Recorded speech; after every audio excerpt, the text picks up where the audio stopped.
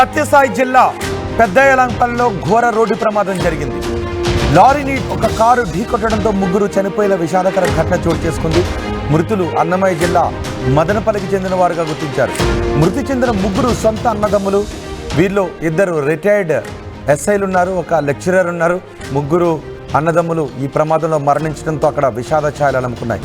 ఒకే ఫ్యామిలీలో ముగ్గురు మృతితో మొత్తం కుటుంబం, ఆ గ్రామం కూడా విషాదంలో మునిగిపోయింది. బంధువుల అంత్యక్రియకు వెళ్ళొస్తూ ఉండగా ఈ ప్రమాదం జరిగింది. మృతులు జయచంద్ర, నాగేంద్ర చరపతిగా గుర్తించారు. ఆ ప్రమాద దృశ్యాలు ఇప్పుడు మీరు ఆర్టీవీ స్క్రీన్ పైన చూస్తున్నారు. సత్యసాయి జిల్లా పెదయల్లంపల్లిలో ఈ ప్రమాదం జరిగింది. లారీ కారు ఢీకొట్టిన ఘటనలో ముగ్గురు చనిపోయిన విషాదకర ఘటన చోటు చేసుకుంది. ఈ ప్రమాదం గురించి పూర్తి సమాచారం మా ప్రతినిధి చల్లానాయుడు అందిస్తారు. చల్లానాయుడు, ఈ ప్రమాదానికి కారణం ఏంటి?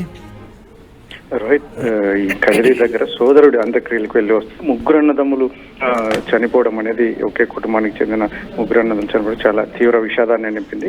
ఈ మృత్యు అయితే ఏకంగా హృదయ విదారకమైన సంఘటన సత్యసాయి జిల్లా నల్లచెరువు మండలంలో పెద్దయ్యపల్లి వద్ద జరిగింది. ఈ సంఘటన అయితే ఆదివారం సాయంకాలం జరిగినటువంటి నేపథ్యం. వీరంతా ఏకంగా ఏదైతే ఉందో పెద్ద కుమారుడు అయితే మాత్రం చలపతి, శ్రీపతి అంటారు. ఇతన్ని తిరుపతిలో ఏఎస్ఐగా విధులు నిర్వహించి పదవి విరమణ పొందినటువంటి నేపథ్యం.